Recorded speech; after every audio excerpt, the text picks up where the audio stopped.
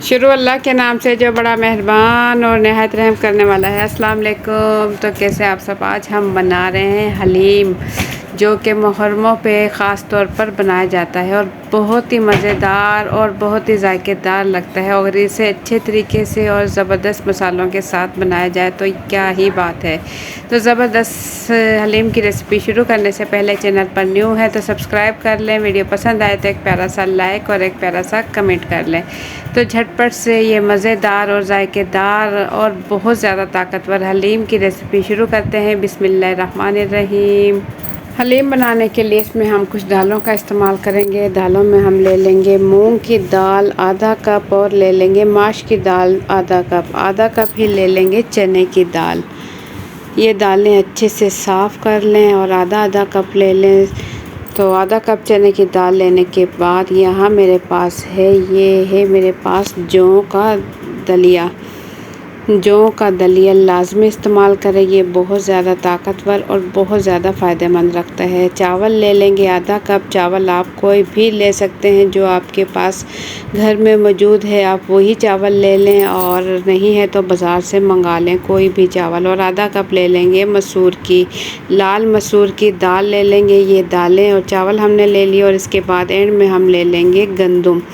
ये मेरे पास गंदम का दलिया है, 1 कप गंदम का दलिया ले लेंगे। इससे क्या होगा, बहुत जल्दी जो है हमारा दलीम तैयार होगा। अगर हम साबुत गंदम लेंगे तो उससे थोड़ा टाइम ज़्यादा लगेगा, तो हम इसलिए गंदम के दलिए का इस्तेमाल करेंगे।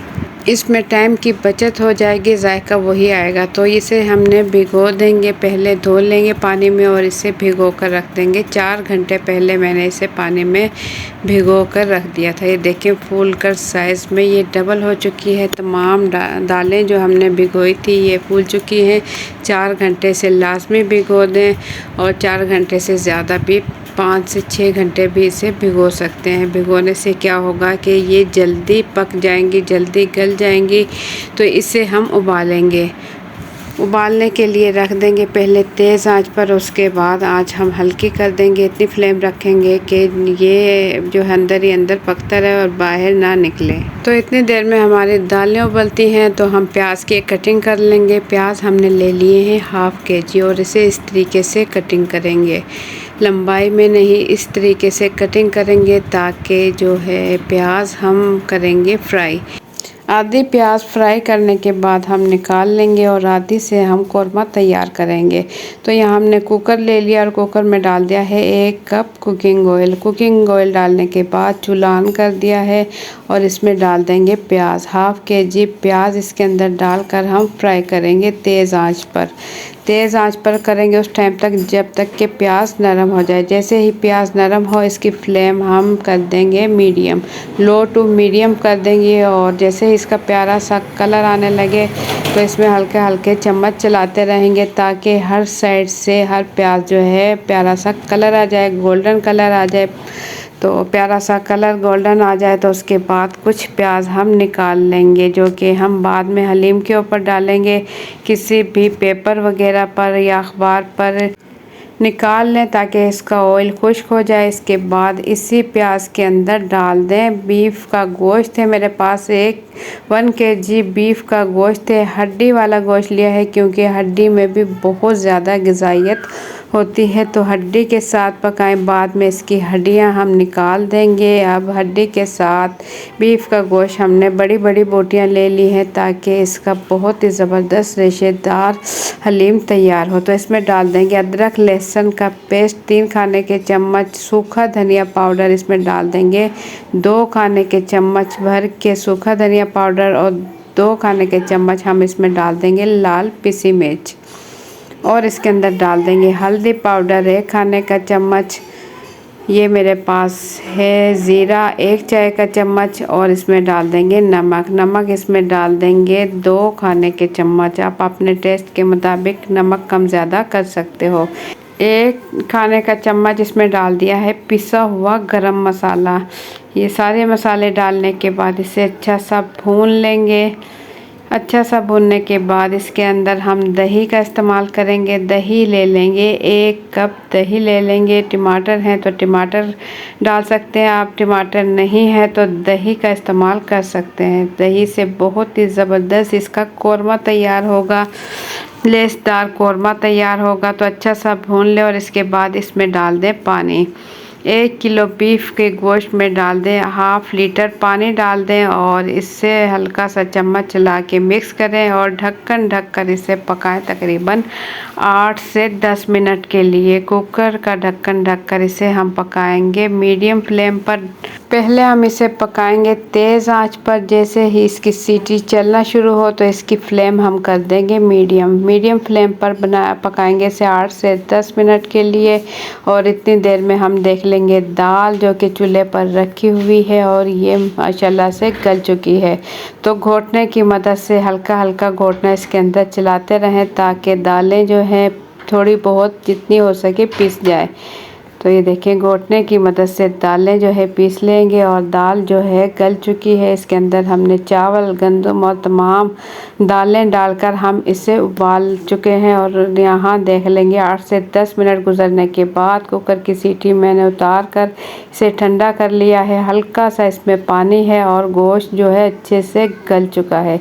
ये देखिए नरम और मुलायम इतना गोश्त गला होना चाहिए कि जैसे ही इसमें चम्मच लगाएं और गोश्त की बोटी अलग हो जाए, इतना गला होना चाहिए। अब जो इसमें हड्डियां हैं, हड्डियां हम निकाल देंगे और जो बोटियां हैं इसे हम घोटने की मदद से ही घोट लेंगे।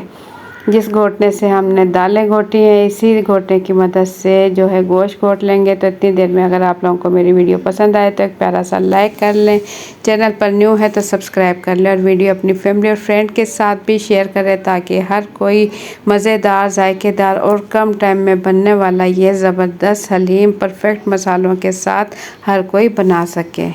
तो माशाल्लाह बहुत ही ज़बरदस्त, इतना ज़बरदस्त जो गोश्त गल चुका है कि घोटने से ही बहुत ही आसानी के साथ 2 मिनट में गोश्त जो है घोट सकते हैं आप। इसमें मशीन वगैरह का इस्तेमाल की बिल्कुल ज़रूरत नहीं है, बहुत ही जल्दी जो है देखें गोश्त हम घोट चुके हैं।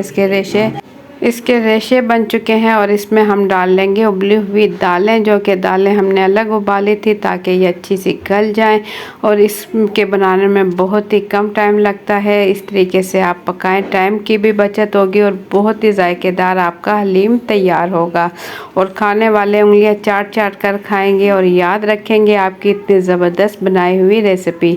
तो गोश्त के अंदर दालें डालने के बाद इसे घोटने की मदद से हम मिक्स भी करेंगे और इसे हल्का हल्का घोटते रहेंगे ताकि जो इसके अंदर दालें और चावल वगैरह है वो अच्छे से घुट जाए और बहुत ही ज़बरदस्त और जायकेदार हलीम तैयार हो जाए। हलीम मुहर्रमों पे लाजमी बनाया जाता है, तकरीबन हर घर में बनाया जाता है। अगर आपको हलीम की रेसिपी नहीं आती, अगर आती भी है तो भी आप मेरे रेसिपी से ज़रूर ट्राई कीजिए, आपको बहुत पसंद आएगा। तो ये हम जो है सर्विंग के लिए मसाले तैयार कर चुके हैं। इसमें से हरी मिर्चें जो बारीक चॉप की हुई है वो हम डाल देंगे, तकरीबन 10 से 12 अदद हम बारीक मिर्चें चॉप की हुई इसके अंदर डाल देंगे ताकि हलीम के अंदर बहुत ही ज़बरदस्त हरी मिर्चों का जायका भी शामिल हो जाए। ये कलर के लिहाज से और जायके के लिहाज से बहुत ही ज़बरदस्त हलीम तैयार हुआ है, तो आप लोग ज़रूर बनाइएगा। ये देखिए माशाल्लाह रेशेदार हलीम तैयार हो चुका है। तो अब ये बहुत ज़्यादा गर्म है, चूल्हे पर ही रखा हुआ है, लो फ्लेम पर हम पका रहे हैं। तो ये ठंडा होकर मज़ीद रेशेदार बन जाएगा और बहुत ही जायकेदार जो है हलीम तैयार हुआ है। तो ये देखिए इसके रेशे चेक करें, माशाल्लाह कितने ज़बरदस्त रेशेदार हलीम तैयार हो चुका है। हलीम बिल्कुल रेडी हो चुका है। चूल्हा हम बंद कर देंगे और इसे निकाल लेंगे प्यारे से बाउल में।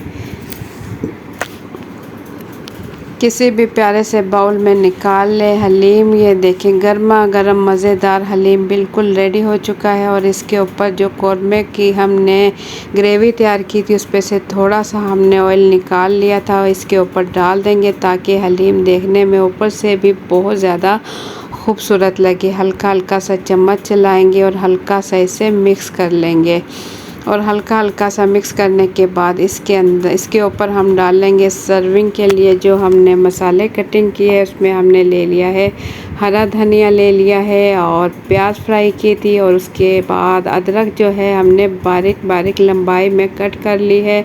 हरी मिर्चें बारीक चॉप की हुई इसके ऊपर डालेंगे। सबसे पहले इसमें डाल देंगे बारीक फ्राई की हुई प्याज और हरा धनिया, और इसके बाद अदरक बारीक कटी हुई लंबाई में, और इसके बाद डाल देंगे बारीक कटी हुई हरी मिर्चें। तो गर्मा गर्म मज़ेदार और जायके से भरपूर हलीम तैयार हो चुका है। तो आप लोगों को मेरी आज की रेसिपी कैसी लगी, अपना फीडबैक कमेंट्स के ज़रिए ज़रूर दें। चैनल पर न्यू है तो सब्सक्राइब कर लें। वीडियो पसंद आए तो एक प्यारा सा लाइक और एक प्यारा सा कमेंट कर दें। तो इंशाल्लाह फिर मिलेंगे एक अच्छी सी रेसिपी के साथ। अपना बहुत सा ख्याल रखें, दुआओं में याद रखें। अल्लाह हाफिज़।